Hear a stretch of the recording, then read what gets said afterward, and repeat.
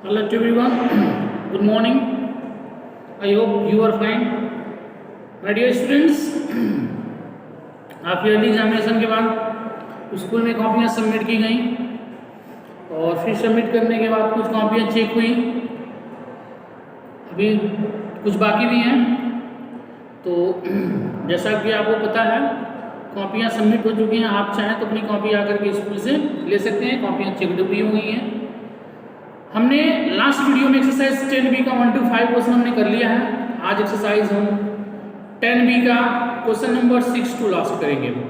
Question number 6, in a progression the first, second and fourth terms are the first, fourth and third term are 151, 68 and 108 respectively. Find the third term.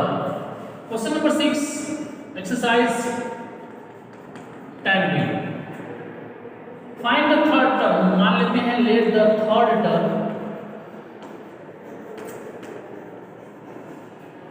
term be x. Let the third term be x. अब according to question, now first term is given that 51, ratio 68, progression, third term में x और fourth term दिया है 108। और we know that product of extremes equal to product of mean. we know that product of, यानी लीजिएगा we know that product of extremes equal to product of extremes equal to product of means. Product of extremes मतलब 51 into 108 equal to 68 into x। 68 into x यानी product of extreme first into last और second into third. यह x जिस number में x होगा वो हमेशा denominator होता है 68 upon 108 into 51। 73 या 51, 17 4 जा 68, 5 से कट कर देंगे, 5 2 जा 10, 4 से 4 2 जा 8, 2 4 7 जा 21। x बराबर क्या हो जाएगा 81। ये हमारा क्या हो जाएगा आंसर हो जाएगा। That is the answer, that is the complete question number 6। Now we do question number 7, first, third and fourth term, that is complete.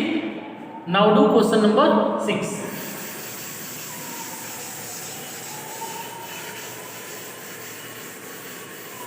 Next question 7. Question 7 क्या है? Correctly in the first term, देखिए it is given that first term कितना दिया है? First term दिया है हमारा 12 and third term नहीं दिया है, सेकेंड टर्म नहीं दिया है, सॉरी थर्ड टर्म हमारा दिया है 8 एंड फोर्थ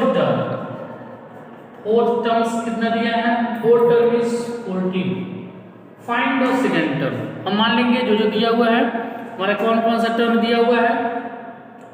फर्स्ट टर्म दिया है, थर्ड टर्म दिया है, फोर्थ टर्म दिया है, हमारे पास कौन सा टर्म नहीं है? सेकेंड टर्म नहीं है। तो let the second term be x. Let the second term be x. तो अब regarding to question, first term 12 ratio, second term पे x माना प्रोग्रेशन, थर्ड टर्म हमारा 8 रेशियो 14। और we know that product of extremes equal to product of means. we know that product of extremes equal to product of means। तो product of extremes equal to यानी 12 into 14 और 8 into 14, 8 into x, sorry 8 into x। Product of extreme मतलब 12 into 14 और product of mean into x। Now यहाँ देखिएगा, यहाँ से थोड़ा सा स्पेस में, देन x इक्वल टू 8 नीचे हो जाएगा और 12 इंटू 14, 4 से 4 2 जा 8, 4 3 जा 12, 2 7 जा 14, x इक्वल टू क्या हो जाएगा 21, ये हमारा क्या हो जाएगा आंसर हो जाएगा। That is the complete question number 7। Now see to question number 8। आइए क्वेश्चन नंबर 8 देखते हैं। क्वेश्चन नंबर 8 क्या है देखिए,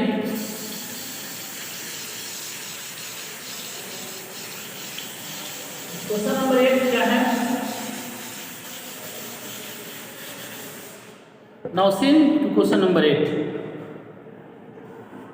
question 8 is correct, so that the following are in the continued progression। First है देखिएगा 48 है और 60 है, 75 है। हमको दिखाना है ये जो है हमारा कॉन्टिन्यूटेड प्रोग्रेशन में है, तो जो हमारा मिडिल टर्म रहता है, ये हमारा 60, जो मिडिल टर्म रहता है उसका रेशियो हम दोनों के साथ कर देते हैं। ऐसे देखिएगा 48 रेशियो 60, प्रोग्रेशन 60 रेशियो 75, मतलब जो बीच वाला नंबर रहता है उसका रेशियो हम फर्स्ट वाले नंबर के साथ भी कर देते हैं और थर्ड वाले नंबर के साथ भी कर देते हैं। और we know that product of extremes equal to product of extremes equal to product of mean. Product of extremes equal to हमारा क्या है 48 into 75 और product of extreme equal to 60 into 60। अब दोनों का मल्टीप्लाई यदि हम कर देते हैं तो 3600 ये है, 3600 ये है। यदि ये दोनों बराबर आते हैं तो हम कहेंगे हेंस, ये दोनों निश्चित रूप से बराबर आएंगे तो लिखेंगे hence 48 60 75 are in continued progression। Hence 40 60 and 75 are in continued progression।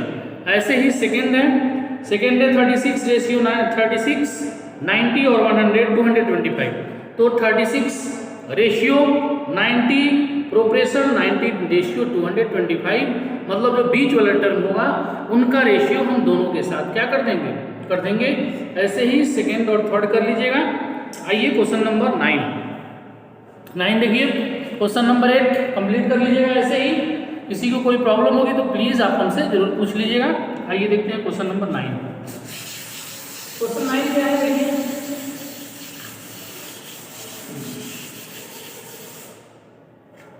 Question 9 क्या है, करेंगे if 9x are in the progression 9x and 49 are in progression, तो find the value of x। If they are in progression,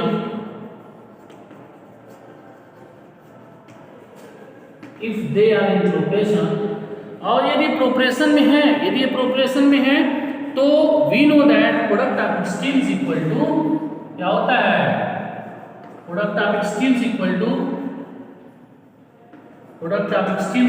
product of mean. Product of extremes equal to product of mean. We know that product of extremes equal to product of mean. तो product of extremes equal to 9 into 49 into x। अब देखिएगा इसको 9 को क्या लिखा जा सकता है 3 into 3 into 7 into 7, इसको क्या लिखा जा सकता है x का स्क्वायर, क्योंकि x 2 बार है तो x का स्क्वायर है। अब देखिएगा या x इक्वल टू, जब हम एक बार लेंगे तो इसको भी एक बार लिखेंगे, इसको भी एक बार लिखेंगे, 3 into 7 x बराबर क्या हो जाएगा 21, ये हमारा क्या हो जाएगा आंसर हो जाएगा। ओके, x बराबर क्या हो जाएगा 21। क्वेश्चन नंबर 9 थोड़ा सा हिंट है, क्वेश्चन नंबर 10 हिंट में दिया हुआ है। आइए हम लोग देखते हैं क्वेश्चन नंबर 11। क्वेश्चन नंबर 11 देखिए, ये हमारा क्वेश्चन नंबर 9 है, इसको नोट कर लीजिएगा। क्वेश्चन नंबर 10 इससे करना है। क्वेश्चन 11 देखिए, 11 करेंगे find the value of x, find the value of x if 5:3 proportion x/6। तो ऐसे क्वेश्चन आता है तो we know that product of extremes equal to product of means, we know that product of extremes equal to product of mean, we know that product of extremes equal to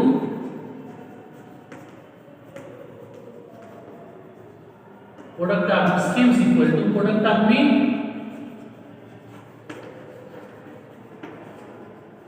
product of extremes equal to product of mean, product of extremes यानी 5 into 6 equal to 3 into x, या x equal to क्या हो जाएगा 3 नीचे हो जाएगा 5 into 6 3 into 6 x equal to 10। ये हमारा क्या हो जाएगा आंसर हो जाएगा। ये हमारा हो गया कंप्लीट एक्सरसाइज नंबर 10B। आज हम लोग एक्सरसाइज नंबर एक और एक्सरसाइज नंबर 10C भी स्टार्ट करेंगे हम, लेकिन एक्सरसाइज 10B स्टार्ट करने से पहले यहाँ एक मेथड दिया हुआ है यूनिटरी मेथड, तो इसके बारे में हम थोड़ा सा जानते हैं। यूनिटरी मेथड क्या होता है? The method in which first we find the value of one unit, first of all we find the value of one unit, then the value of required number of units is known as the unitary method। ये definition से इसको लिख लीजिएगा और इसको देखिए होता क्या है। जैसे होता क्या है unitary method, suppose that मान लीजिए हमारे पास 10 कलम है, 10 कलम का कास्ट जो है 10 पेन का जो कास्ट है वो ₹50 है। 10 पेन का कास्ट रुपीस कितना है 50 है, और हमको 15 पेन का कास्ट फाइंड करना है। लिसन केयरफुली, यूनिटरी मेथड क्या होता है? For the method in which first we find the value of one unit, first we find the value of one unit, then find the required number of units is known as the unitary method. इसको 10 से start करने से पहले आप ये जो है definition लिखना मस्ट है, कंपल्सरी है। तो आप सपोज करिए 10 पेन का जो हमारा कास्ट है ₹50 है, सपोज दैट 10 पेन का कास्ट ₹50 है, हमको 15 पेन का कास्ट निकालना है। तो अकॉर्डिंग टू यूनिटरी मेथड सबसे पहले हम 1 पेन का कास्ट फाइंड करेंगे। 1 पेन का कास्ट कितना हो जाएगा तो 50/10 हो जाएगा। तो 15 पेन का कास्ट कितना हो जाएगा तो 50/10 into 15 5 बार में रुपीस कितना हो जाएगा 75। तो 75, तो यहाँ हमने 1 पेन का कास्ट फाइंड किया। तो यही हमारा जो मेथड है वो यूनिटरी मेथड है। आपसे कोई पूछता है कि what is the unitary method, तो बताइएगा the method in which first we find to the unit value then find the required number of units is known as the unitary method. The method in which first we find the value of one unit and then the value of required number of units is known as the unitary method। आइए हम लोग करते हैं start exercise number 10C। Exercise 10C का question 1, exercise 10C question 1 क्या कर रहा है देखिए, कह रहा है कि the cost of 14 metre of cloth, the cost of 14 metre of cloth ₹1890। What is the cost of 6 metre of cloth? तो लिखेंगे cost of 14 metre cloth, cost of 14 metre cloth, 14 metre का क्लॉथ कितना है ₹1890। 14 मीटर क्लॉथ का जो cast है वो है हमारा ₹1890। तो cost of 1 metre cloth, 1 metre cloth का कितना हो जाएगा क्लॉथ ₹1890 अपॉन कितना है 40, 1819 अपॉन 40। तो कास्ट ऑफ 6 मीटर क्लॉथ, तो cost of 6 metre of cloth equal to 1890/14, इसमें मल्टीप्लाई करेंगे किससे? 6 से। जो आएगा हमारा रुपीस में कट कर देते हैं 14 से 7 से, 7 टू जा 14 और 7 टू जा 14, 7 7 जा 49, 0 2 से कट करेंगे 3 तो रुपीस 810। कितना हो जाएगा? रुपीस 810। अब थोड़ा सा ध्यान दीजिएगा यहाँ और यहाँ देखेंगे हम, यहाँ थोड़ा सा मैं एक रीजन लिख रहा हूँ। रीजन देखिए, पहले 14 मीटर क्लोथ था, उसके बाद 1 मीटर क्लोथ हो गया, तो जो क्लोथ था वो घट रहा है, यहाँ लिखेंगे less cloth. Less cloth less cost, less cloth less cost. जब कपड़ा कम होगा तो कॉस्ट भी कम आएगा। अब यहाँ 1 मीटर से 6 मीटर हो गया है, यानी 1 मीटर से कितना मीटर हो गया है? 6 मीटर। तो 6 मीटर का मतलब ये हो गया कि मोर क्लोथ, यहाँ लिखेंगे मोर कॉस्ट, मोर क्लोथ मोर कास्ट, ये इसका रीजन है। तो हमारा कितना हो जाएगा? 810। ये हमारा क्या हो गया? आंसर हो गया। आइए क्वेश्चन सेकंड देखते हैं। सेकंड क्या है? देखिए,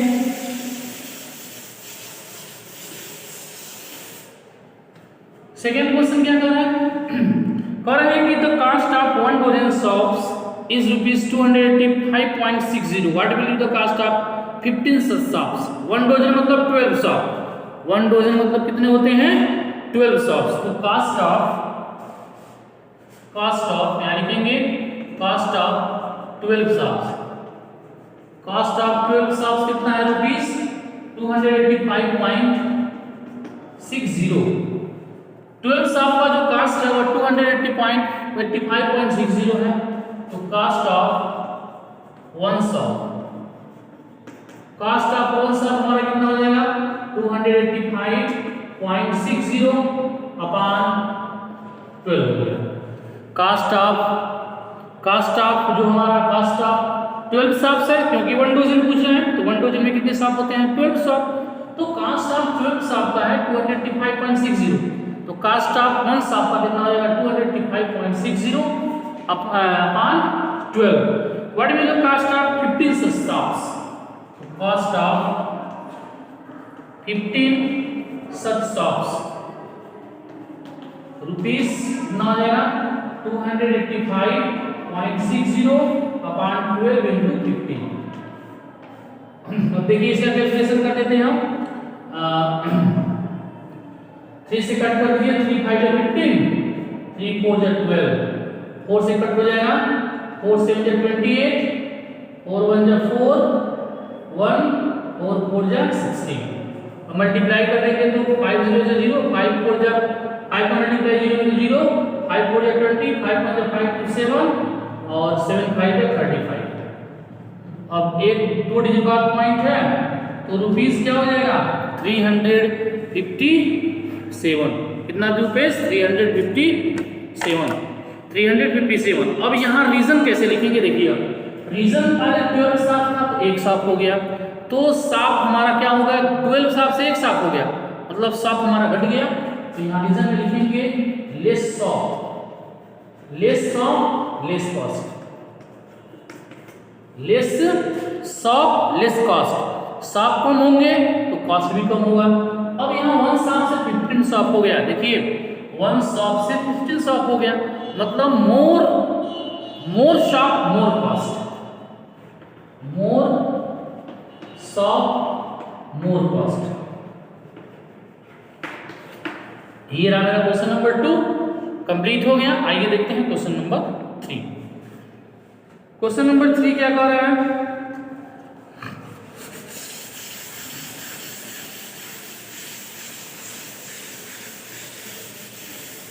Now sin to question number 3. कहना है कि 9 kg राइस ऑफ कॉस्ट, तो cost of 9 kg rice, cost of 9 kg rice का कॉस्ट कितना दिया है? 327.60। Cost of 9 kg rice, cost of 9 kg rice का जो दिया है 327.60 है। तो cost of 1 kg rice cost of 1 kg rice equal to 327.60 upon 9। कितने केजी का पूछ रहे हैं कि what is the cost of 50 kg of rice. तो cost of 50 kg of rice, तो cost of 50 kg rice cut कर दीजिए 327.60 अपॉन 9 इंटू 50।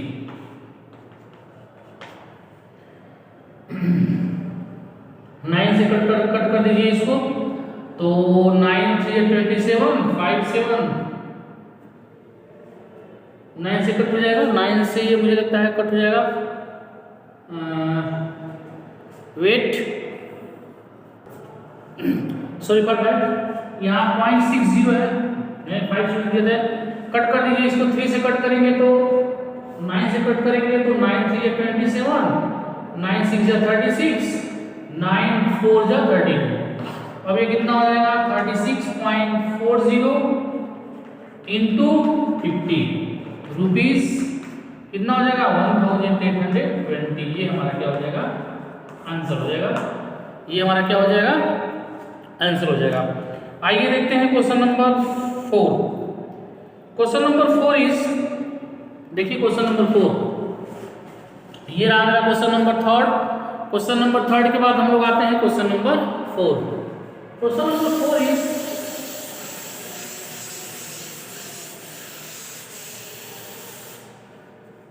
नाउ सी कह रहे हैं कि if 25.2 metre of uniform iron rod weighs 85.5 kg, what will be the weight of 5 metre of same rod. तो weight of 22.5 metre of iron rod, weight of 22.5 metre iron rod, 22.5 metre iron rod का जो wait है वह हमारा 85.5 kg। तो 1 kg 1 metre iron rod का weight कितना हो जाएगा, तो weight of 1 metre iron rod 85.5 upon 22.5। 10 से हमने मल्टीप्लाई करके पॉइंट को समाप्त कर दिया है, तो 855 अपॉन 225। तो क्या पूछ रहे हैं कि what is the weight of 5 metre of same iron rod. तो वेट ऑफ, लिख लीजिएगा, weight of 5 metre iron rod is equal to 855 upon 225 into 5। 5 से कट कर देंगे, 5 4 जा 20, 5 5 जा 25, 5 9 जा 45, 5 1 जा 5, 5 7 जा 35, 5 1 जा 5, 9 1 जा 9, 9 9 जा 81। कितना हो जाएगा 19 kg।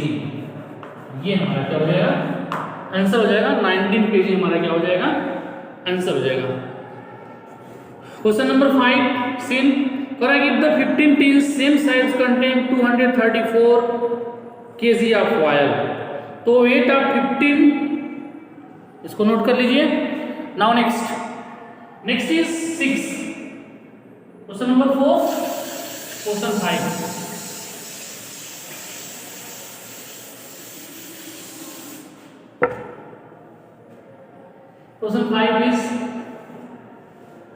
Question 5 is if the 15 tins of the same size contains 234 kg of oil, तो weight of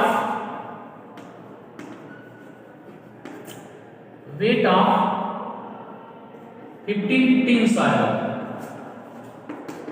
equal to 234 kg।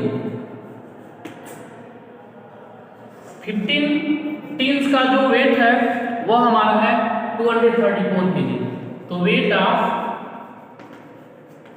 1 tins oil, 1 tin oil का वेट कितना हो जाएगा, तो रुपीज नहीं 234 अपॉन 15 kg।